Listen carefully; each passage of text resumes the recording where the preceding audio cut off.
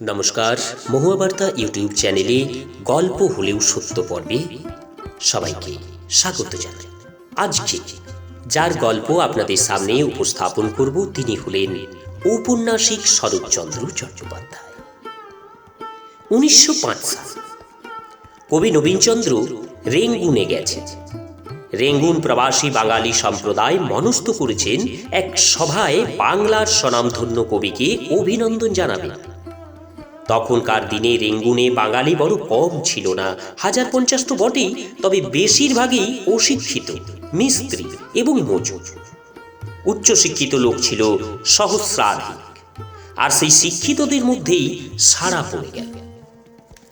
একখানি অভিনন্দন পত্র লেখা হলো, কিন্তু অমন সভায় একটা উদ্বোধন সঙ্গীত না গাইলে সবার তো অঙ্গহানি হবে। অথচ ভালো গাইতে পারে বাঙালিদের মধ্যে এমন লোক একজনও পাওয়া গেল না। শেষে অনেক খোঁজাখুঁজির পর খবর পাওয়া গেল গরিব পাড়ায় একটা গাইয়ে লোক বাস করে। অভ্যর্থনা সমিতির সভাপতি ছুটলেন তার সন্ধানে। পরিচয় জানা গেল লোকটি বছর 3 হলো বাংলাদেশ থেকে এসেছে। মিস্ত্রি ও মজুরের গরিব পাড়ায় থাকার জন্য ভদ্র বাঙালি মহলে এখনো তিনি ভালো পরিচিত নন। তাছাড়া তিনি লাজুক স্বভাবের লোক, সমাজে পরিচয় করার চেষ্টাও করেননি কখনো। সভাপতি বললেন, আপনাকে উদ্বোধন সঙ্গীত গাইতে হবে। তিনি বললেন, আমি কেন? আর কেউ নেই? কিন্তুর কিছুই নেই। বাংলার শ্রেষ্ঠ কবি এসেছেন, তাকে সম্বর্ধনা করা কি আমাদের কর্তব্য নয়? আর সেই অভ্যর্থনা সর্বাঙ্গ সুন্দর হওয়া কি বাঞ্ছনীয় নয়? আপনিই বলুন। তিনি বললেন, তা তো বুঝি। আপনি বাঙালি, আপনার কি এই বিষয়ে কোনো কর্তব্য নেই? আপনার একটু সহযোগিতা পেলে অনুষ্ঠানটি সর্বাঙ্গ সুন্দর হয়, সেইটুকু ত্যাগ স্বীকার কি আপনি করবেন না?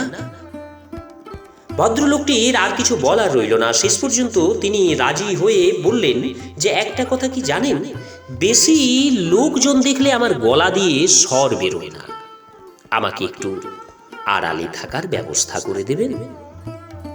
ভদ্রলোকের অনুরোধ মতোই কাজ হল।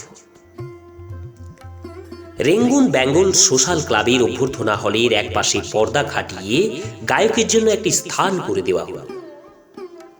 গায়ক দৃষ্টির অন্তরালে থেকে উদ্বোধন সঙ্গীত গাইলেন। এসো সুন্দর, এসো শোভন, এসো বঙ্গ হৃদয় ভূষণ, এসো হে প্রিয় দর্শন, প্রীতি পুষ্পাঞ্জলি লও হে। গায়কের মধুর কণ্ঠ শ্রোতৃবর্গকে তন্ময় করে দিল। অদৃশ্য গায়কটিকে দেখবার জন্য সকলের মধ্যে সাড়া পড়ে গেল।